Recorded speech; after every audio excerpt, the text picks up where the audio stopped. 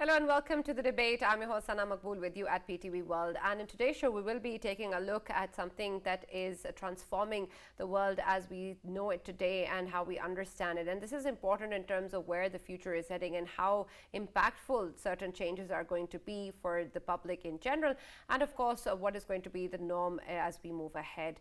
Artificial intelligence is an area which is not very commonly understood so far, but it's something that is gripping the entire industry and the world, and quite rapidly, of course, also, and has huge impacts, with a lot of debate going on about whether the benefits outweigh the risks that are also involved.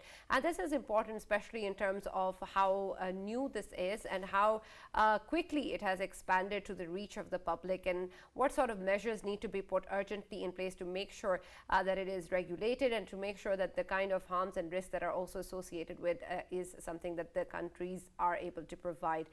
We also know, of course, that a lot of discussion is being held at the top levels, including the Biden administration as well, that seeks to meet with the experts and talk about how they want to move ahead and the kind of plans that need to be put in place, with Biden also explicitly expressing how this can overtake human thinking, and this is something that we'll need to protect the world from. And it's also important when we take a look at how rapidly other leaders and developers are moving forward, such as that which is belonging with reference to the very important and very famous by now, the chatbot, which is a ChatGPT, and the creators of OpenAI, who talked about how they are going to go ahead with a marketplace now for developers who can tailor the technology and then use that marketplace at that platform to move ahead with more such technologies.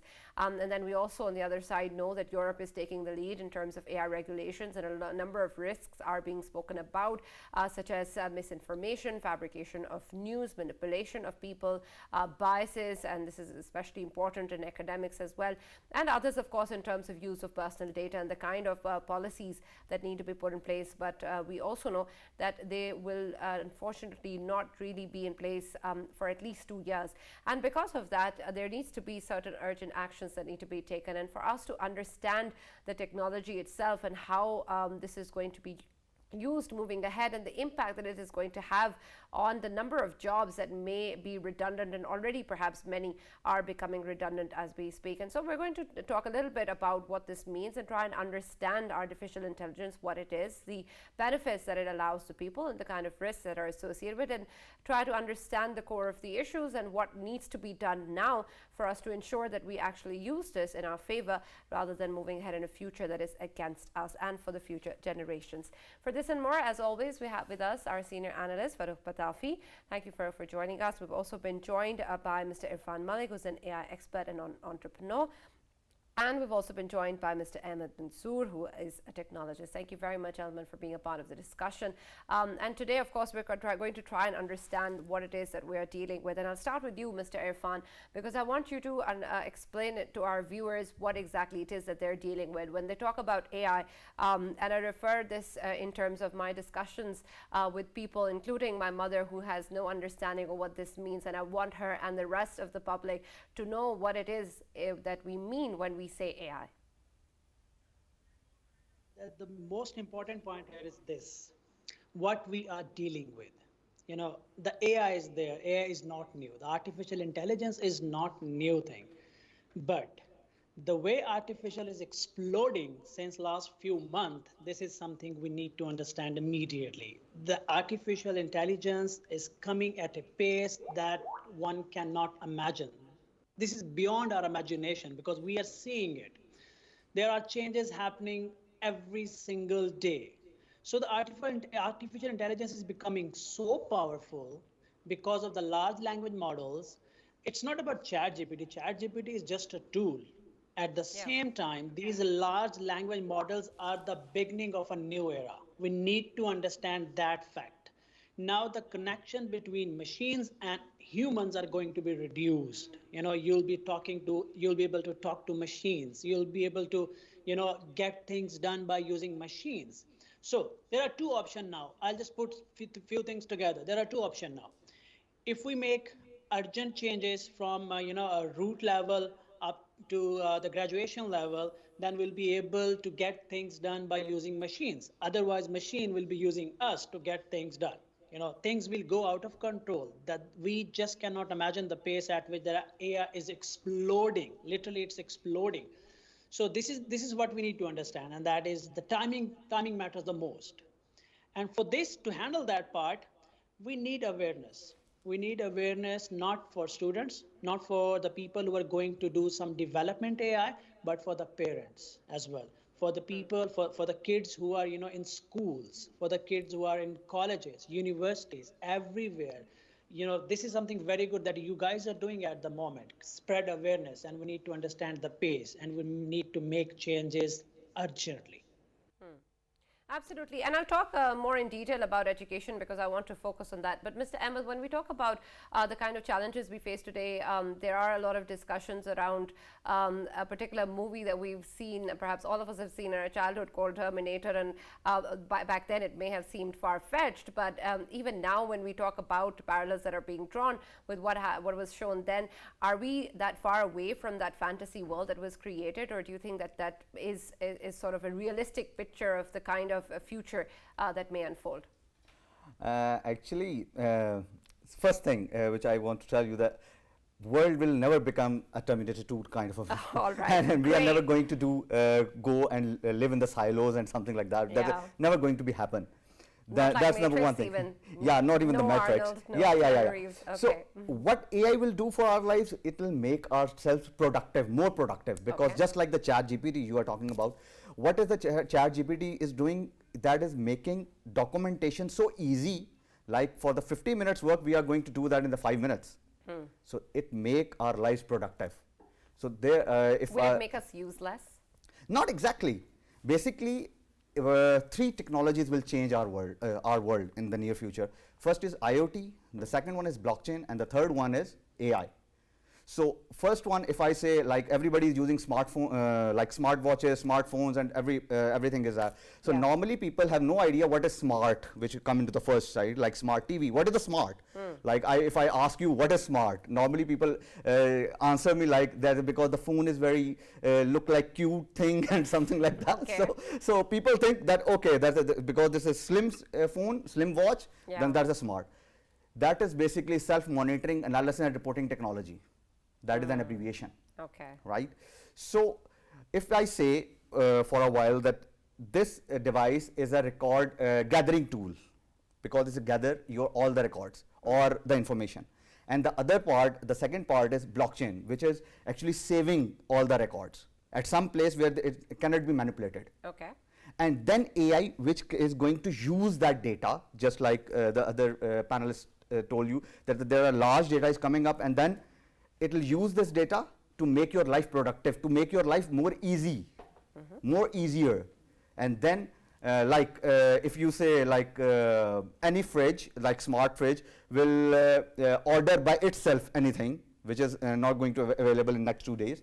So that is basically AI. AI is not like the fantasy thing and coming up like, and we are going to live in the silos and something like that, and the Terminator 2 robots came up. Next 200 years, this is not possible. Okay.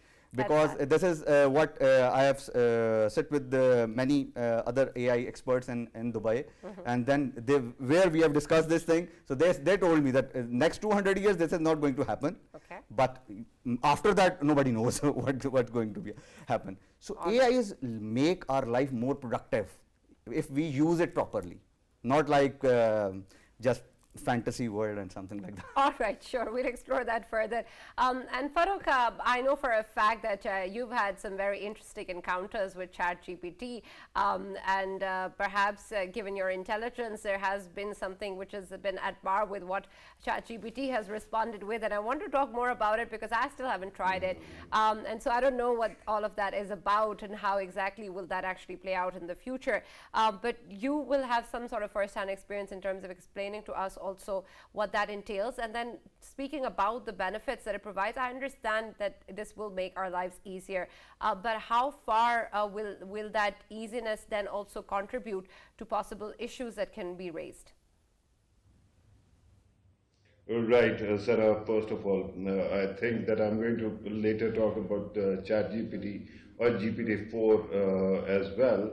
because that is kind of taste of the pudding or proof of the pudding, so to speak, that AI has arrived already. But I wanted to first actually focus on the issue of defining AI, right? The biggest problem so far has been that one, the contentious word artificial in it, that would actually imply that our intelligence is real, and whatever intelligence is created through machines is going to be artificial. That is a bit condescending, so to speak. But then intelligence itself, it has been very difficult to actually say what exactly intelligence is. There are many people who have tried to define it, but in the end, when it comes to AI's definition, people actually rely on the Turing test. The day machines actually pass Turing test, that day we will say that they have become human level intelligent, right? And Turing test is easy. You have certain judges who are separated from the test subjects. One of the test subject is AI, and they chat with those through computer terminals. And if they cannot tell the human intelligence and the artificial intelligence apart, then Turing test is passed, and we can say that AI has arrived properly. Now, the biggest problem so far has been that when you look at the growth of AI like ChatGPT or GPT-4, or for that matter, Lambda by Google or Llama by Facebook, there the biggest problem is that all these tests have been failing. Even though we think that they are passing and they are very nearly like talking to human beings. As you pointed out, my chats with ChatGPT, and actually I conducted an interview as well, which was published in the papers, that was more than human, kind of intelligence and very calculated, smart answers. Right, but since I've been studying AI since 2017, I started making noise about the matter since 2018, and regarding regulating or the need to regulate AI on the international level, I've written a thesis, and then with the concerns that you raised, there are two concerns, right? One, that AI can become intelligent, so intelligent that it becomes super intelligence, and it can take over, as you were pointing out. Our stories about AI or perception about AI has been informed mostly by Hollywood and science fiction, and usually because that has to be scandalous and that has to be exaggerated, we only think that super AGI, artificial general intelligence or super intelligence, is something that is going to take place sooner or later. As one of our participants was saying, that it is not immediately expected, although 200 years is something that I don't agree to. The other possibility is that gradually AI replaces all things that we do, right? Because human beings and machines have one very important difference, and that is that human beings have this capacity. Max Tegmark, the writer of Life 3.0, actually defines that there are three, versions of life. Life 1.0 is paramecium or amoeba that can neither, renegotiate its hardware nor software. Similarly, he says that human beings are Life 2.0, that we cannot renegotiate or reshape our bodies, our hardware, but we can certainly reprogram our software. So now you get another thing that is called AI, and that will have the capacity to actually renegotiate its hardware and its software. So it is going to be very powerful indeed if it really reaches that kind of level of intelligence. And then there is the matter of four superpowers, Sana. One of those superpowers was mentioned earlier. One is the Internet of Things. That was mentioned that smart machines will be able to connect with each other. The second one is, cloud, unlimited capacity to store and process. The third one is mobile telecommunication, unlimited reach. Clouds can connect with each other, Internet of Things can connect with each other through that. And the fourth one is 3D printing. We cannot reproduce our bodies without any any help, right? But through 3D printing, AI can print a body and download its software into that. So with that kind of capacity and with zero need for any sleep breaks, any wear tear for that matter, like healthcare in human beings, and the capacity to think beyond human capacity, these machines can very easily replace you, replace me, replace all the guests, replace every viewer in their jobs, and every job that is possible, and that can happen very quickly. So with that kind of situation in view, I think the biggest concern should have been that we ensure that human beings keep on getting jobs. And that's why the international regulation. But I think that we are 4 or 5 years late.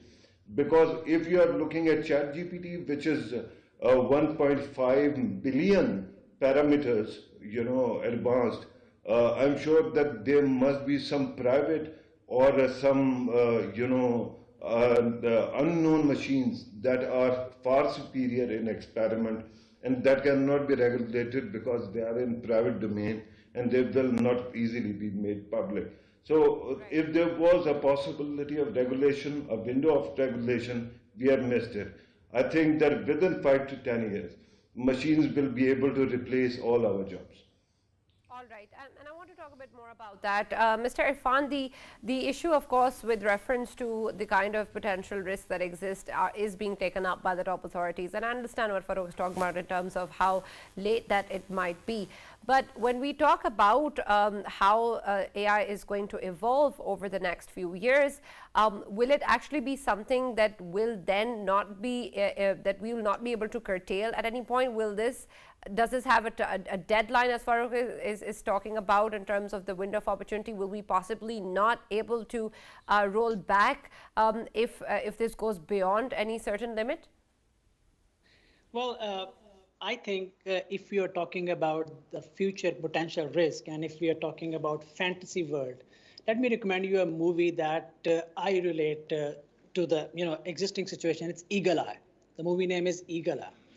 So when we talk about AI, we talk about mostly artificial general intelligence. We need to differentiate between our AGI and narrow or maybe shallow intelligence. We are in narrow and shallow intelligence world. So what happening in that movie, the Eagle Eye, it's a potential threat, and we are not very far from that. If you just look at the conference, Sam Altman said that we are trying to control the generative AI models to breach the privacy and everything. We are trying to control. Wherever you see the statements, they will say we are building rules and regulation. We are trying to do this and we are trying to do that. I think what we are seeing is not all. There is much more than what we are seeing. There's much more coming than what we are seeing. GPT-5, GPT-5 is not far away. Maybe a few months from now, they are just setting the base. But I seriously believe that the kind of competition is happening between Google, Microsoft, OpenAI, and these giants. This is kind of lethal for humanity. Can be lethal. Hopefully, I'm wrong. The way they're trying to beat each other. With this competition, we are having so many powerful tools out there that are helping our education sector, particularly health sector. The AI is transforming the health sector. I'm working in health sector and I'm seeing how AI is impacting the health sector. But at the same time, things are going out of control. That is a fact. I never, I couldn't find any solid statement that everything is in control. I strongly believe what we are seeing is just, a tiny part. There is much more coming at a rapid pace to us. And yes, there are potential threats. People are working on it. There are committees working on rules and regulation. They are trying to control it. Elon Musk said they're trying to control it. They should control it. Altman says we are trying to control it. We are building policies and everything. Threats are there. And to, if we want to counter all those threats, we need to, get right into it. We need to learn it. Let's talk about our country. Let's talk about Pakistan. We need to make urgent changes in our infrastructure to adopt that technology. Yes, that is a fact that artificial intelligence are going to replace many people. In fact, this is not a false statement that if I say that artificial intelligence is going to make many people irrelevant, they won't be even be jobable anywhere. So, but who are those people? I'll just divide them into three categories. What we can see in near future. In any field of life, whatever you are doing, if you're a cameraman, you are doing, you're in media, you're in e-commerce, you're a doctor, whoever you are. If you are average or below average, you are going to replace sooner by AI, because now AI is able to get into literally any field. AI is writing content, designing, coding, many things, 3D modeling. So if you're an average person in any field of life, then you are at risk immediately in near future. And if you're an expert, you're good, you're smart, you are using AI tool to increase your productivity. Maybe you can do it by 100 times. But if you're using AI tools, you're smart enough, you're exploring things, and we are aware of the technology, at least then we can say, okay, now the time is not in near future.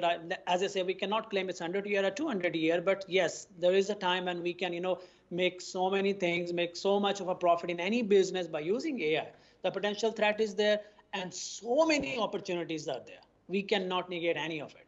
Both are going, in parallel. Irfan Sahab, I want to reiterate two things. One, when you speak about the possibilities, I want to reiterate my earlier question and what people talk about in terms of a machine takeover. Do you think that is an overstatement in any way? And if we talk about a takeover, does that then mean that in some way or the other, we will be subject to what the machines would want, or how would they operate? Is that something that is an overestimation of what's going to happen? I had to release few people from my social media team because I have a tool that can do much faster and at better pace than those people were doing. That is a fact. But those were the average people. They were not exceptional in this field. So this is a fact that if you are sitting, you are not growing, you are not adopting that technology, you are not expanding, you will be replaced by machines sooner. In future, yes, there are so many ifs and buts, but let me tell you very clearly that we are not seeing everything. What we are seeing is just a tip of iceberg. There are so much more that are coming towards us. We have to be vigilant. We have to be aware of that fact. We have to prepare ourselves for this new era. I'm saying that one important thing I would like to highlight here is this. With this boom, now I would call it AI boom, there is a kind of a level playing field between different worlds. If something is new for a person sitting in US, this is happening for the person sitting in Pakistan. We are dealing with a new technology. We are adopting, we are learning. Now we need to understand that how fast we can go, how sportive we have, how sportive infrastructure we have. So the gap is not that bigger. It's a beginning of a new era. But if we are slow, if we are, not understanding how fast the AI is coming, then the pace at which the distance is, expanding is huge, beyond our imagination. So the opportunities are there, threats are there. We need to adopt. You need to be expert, whatever you are doing. Otherwise, machine is going to replace you real soon. Right. Ahmed Sahab, we are talking about the redundancy of jobs and the need for humans to play certain roles and tasks. And I understand that we're talking about how AI will be able to do almost everything. But is there anything that you can point out that will be centric to humans and is possibly something that is not going to be impacted by AI and that the AI will not be able to replace? Is there something in humanity, in the what role humans can actually play that is not possible to be taken over? I think humanity. Just saying. Actually, the thing is, normally people think that jobs will be replaced and something. Like if I say, few months back, there is no job for prompt engineers available. So jobs will be replaced by those people who already knew these things. Like the other panelist said, not human being going to be replaced, the jobs going to be replaced. And with those people who already knew how the AI will change their lives, like more productive, how they going to be like everybody who is going to use Chat GPT, how? Like if the content writer is previously, like few months back, he write one content for a whole day. He took whole day to write one content for some website or something. Right now, he write tons of like hundreds in a day. So you're saying the distinction will be in the usage of AI by yeah, people. so basically you need to be more productive. You need to learn it accurately, not like the fantasy world, like okay, AI will come, it will do all our works, and not like that. It's not going to happen. But why would a leadership or somebody who's managing an organization or requires certain work to be done need people to do that for him or her if the AI can then possibly do so? We'll need lesser people. Actually, if I give you an example, right, in HR, there is an MBA HR who is actually shortlisting the CVs. Do you think that is the job of the MBA HR? I don't think so. He need to be more productive and do something else, like to make my company more productive or work more accurately, right? But there's going to be a dearth of jobs then, because they're already... It depends. Like clerical jobs, you say clerical jobs will die. Those are going to be replaced by AI, but with the intelligent people. Not with like, okay, if I go to the grocery, so it saved my time. So eventually, if we move on with that premise, so eventually as AI evolves, it'll require more and more and more intelligent people only, and so it means only a handful or a certain niche of people that we require. So it does mean that the rest of us will not have jobs. Actually, if you didn't learn it, if you are not going to learn it, how it will work, like if the camera is not working by its own, but you are going to configure it by at some point. So it's not going to replace, it will make the other person, the cameraman or the host or somebody, to work more intelligently, more accurately, right? Like if we say the AR VR technology is coming up in the St. Anthony Hopkins Hospital, they make the 100% accuracy for an operation will in the screws on the back. So they put it 100% accurate. The accuracy rate is 100% for the first time in the history of medicine. Right? So if we say, okay, now the doctors will not work and the robots will go, I didn't do that. I didn't give my body to some robot, obviously, right? So jobs going to be more intelligent. Actually, this is what my take on that. This is not something we are going to, the people will replace. No, people will need to be more trained. We need trained people to work more intelligently, actually. All right. Farrukh, I want your take on that as well, and especially with regards to the issues surrounding originality, creativity and authenticity, which are already debates sparking in terms of what an individual or a certain voice can actually provide. And that this is reflecting most in terms of academic discussions and the way that people are using AI and producing papers and issues of plagiarism that already exist. With reference to what a certain human or an individual can give in terms of his or her own creativity or originality, do you think that these will then be the huge challenge, or will be somehow maintained or retained by people who are celebrated for these things today? Right, Sana, and that is something that actually is a big topic around my dinner table as well.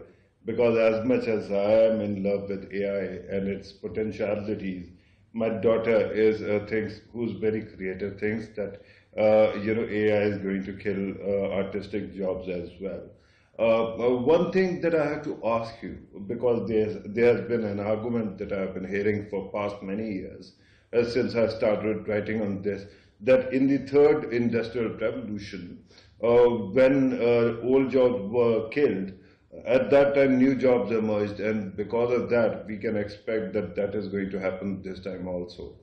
And I'm not going to begrudge our guest today because geniuses, legitimate certified geniuses, have been fooled by AI's growth as well.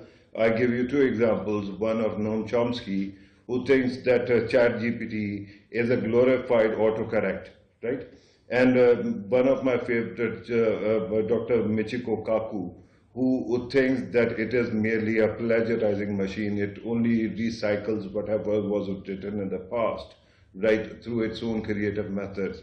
But the fact remains, Sana, that I implore you to start, dialogue with ChatGPT, or for that matter, Lambda, or that is called BART by Google, or for that matter, Llama, because I've been actually interacting with all these, and then the version that has been adopted by Microsoft as well. So I can't tell whether I'm talking to a human being, especially a human being who's far more intelligent. Sana, I think that through IQ tests, I've proven many a time that I'm one of the, I can call myself a little bit smarter than many others.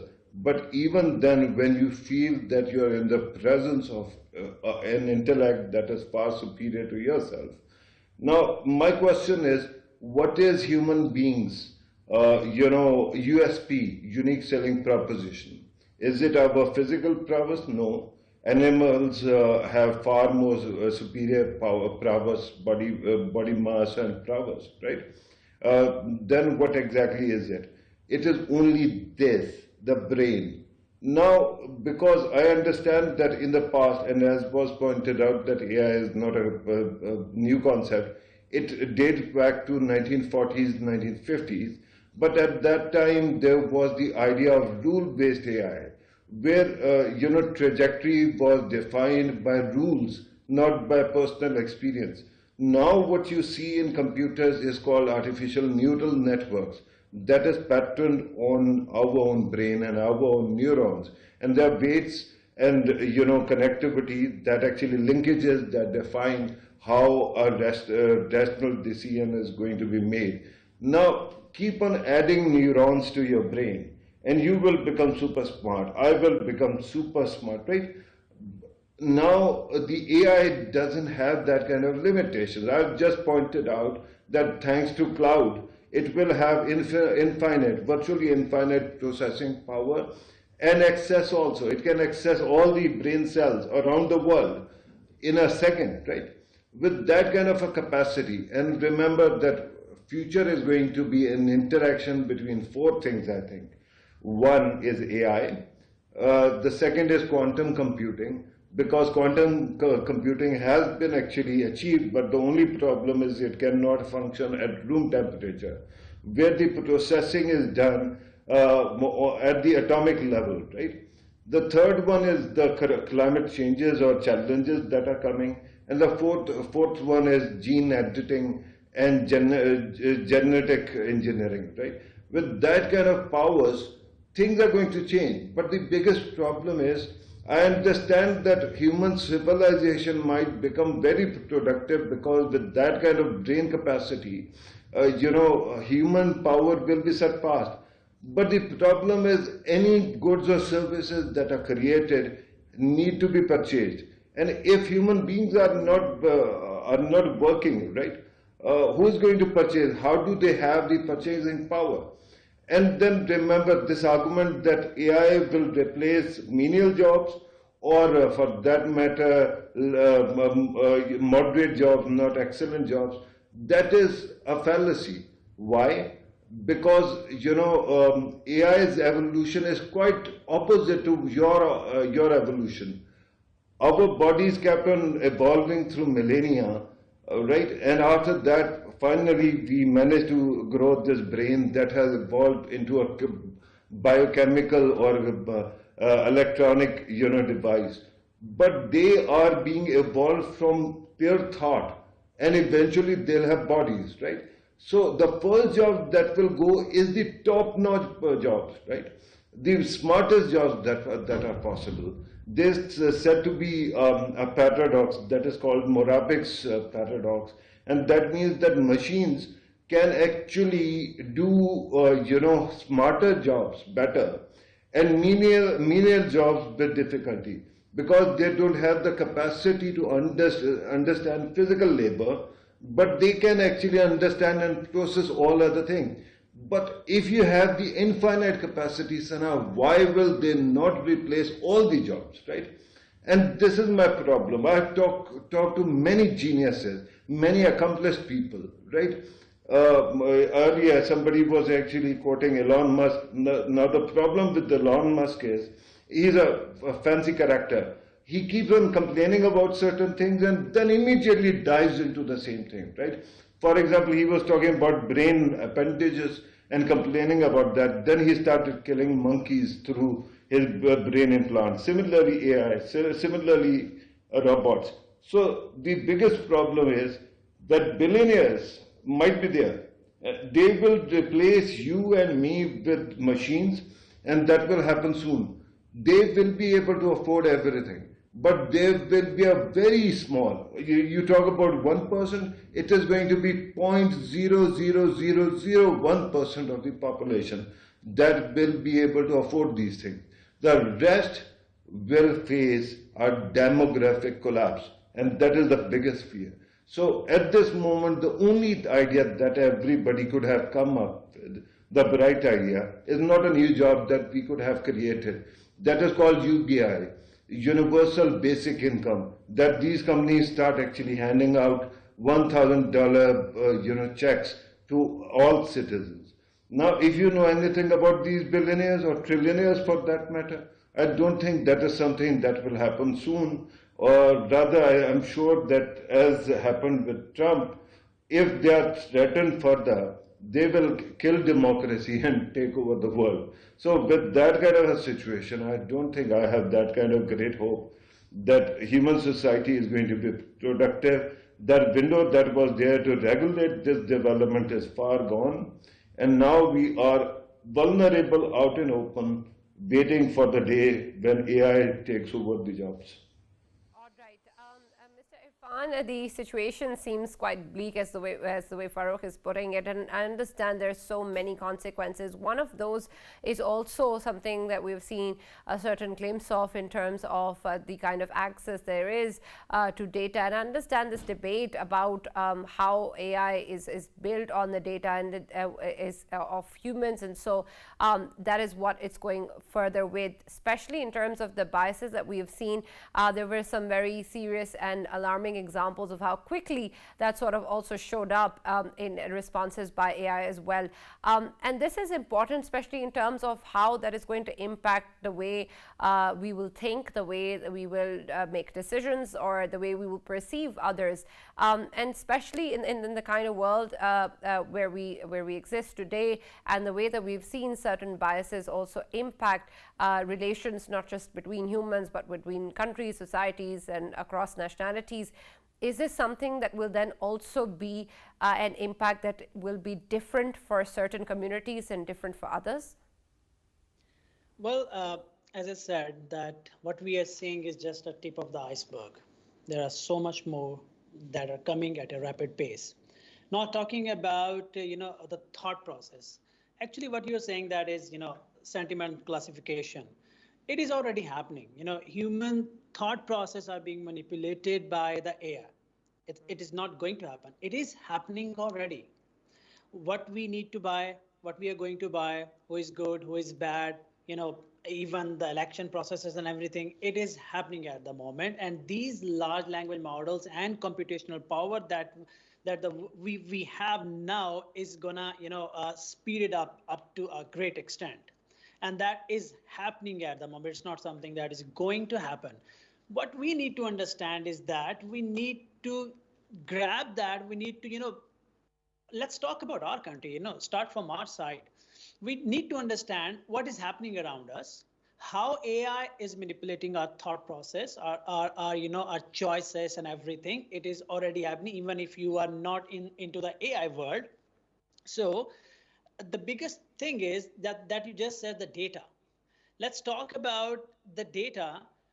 Let's talk about data protections and the data policies that are going out of our control. Our data is going out of our control. And what is going to happen in the future is that machines are going to know us better than ourselves. And that is where, as one of our panelists was saying, that yes, machines are going to replace everyone. It is just a matter of time. What is going to happen in like 50 years, 100 years down the road, and what is happening now?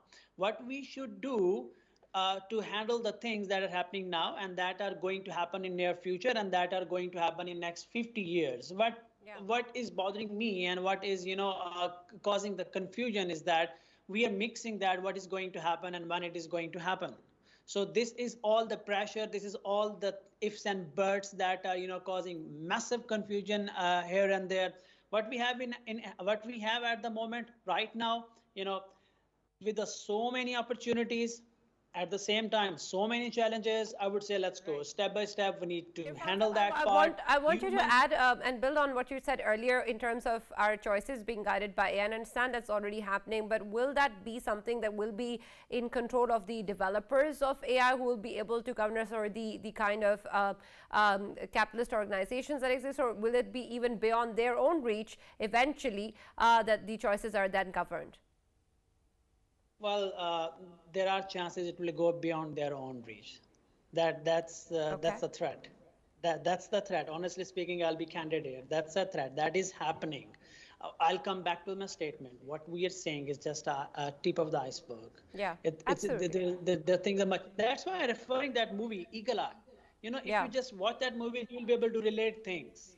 Absolutely, I'll watch it. I'll definitely watch that movie. Yeah. We're short on time. I'll move on to Ahmed Saab as well. The generation that is now growing up, of course, is going to grow up in a world that already has AI, and we used to talk about that in terms of the internet and how that evolved and what sort of challenges the generation is facing who grew up with internet.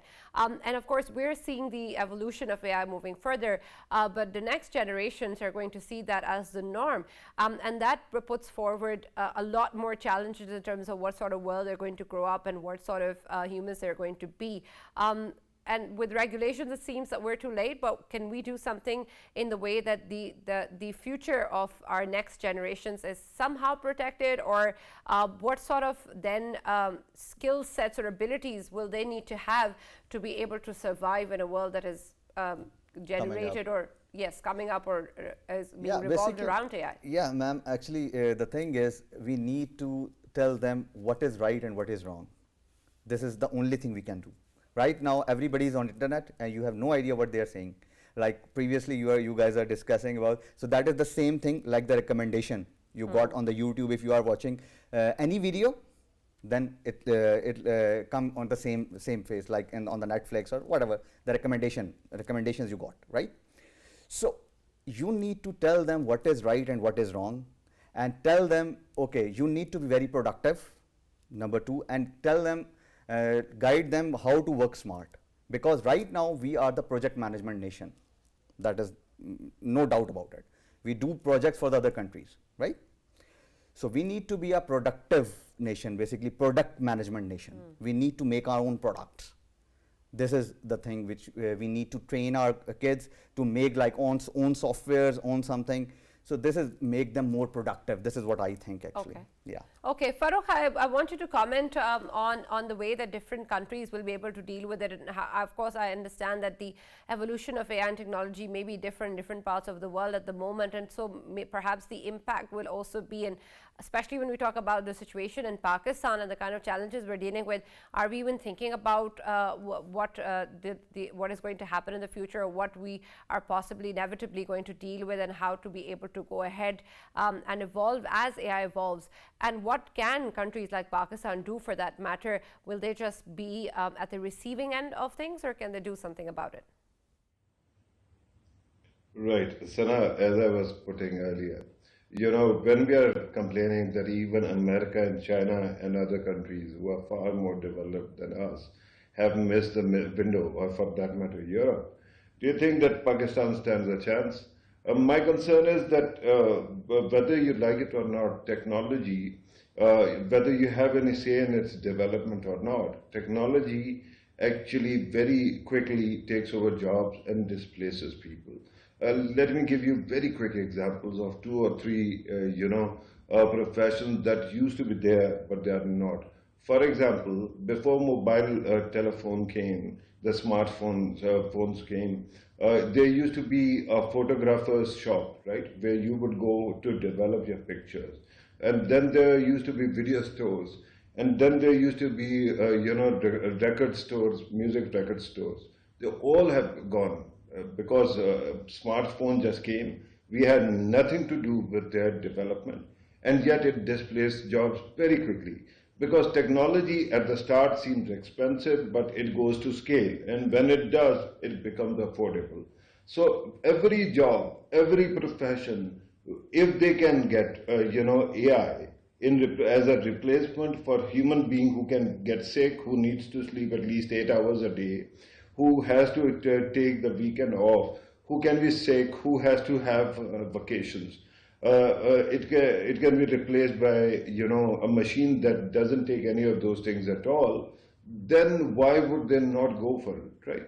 Now I would invite you to another book. One I mentioned, Max Tegmark's Life 3.0. The other book that I would ask you to read is Kai-Fu Lee's, AI superpowers. So that actually shows you the threat of another kind. If you are talking about regulating AI, one method would be something like UN that brings all the countries together and works on it in unison. That is not going to happen. The other possibility, as it is happening, is China, America, Europe, India, other countries, perhaps Arabs or also other countries, are deploying their AI in competition of each other. So that is going to get more and more hostile, and that will be sure shot, insurance for any kind of destruction. Not insurance, assurance that there is going to be destruction because sometime it is going to go beyond their control and it is going to wreak havoc. But at this moment, my biggest concern is jobs that will very quickly be displaced. And if, since we are talking about cultural references, if you want to watch a series, watch a light-hearted series called, Silicon Valley, especially its last season and last episode. You will know what kind of dangers are posed by. Right. Thank you very much, Farrukh, for that. And thank you very much to our guests, Mr. Irfan Malik and Mr. Ahmad Manzoor, for this very important discussion. Of course, there's much that remains to be seen as what the world eventually brings. But we hope, of course, that we're prepared for it and that we're able to capitalize on the benefits and protect ourselves from the harm. It may seem that we've lost that opportunity, but we hope we can do something about that still. That's all that we have from the debate. We'll see you tomorrow.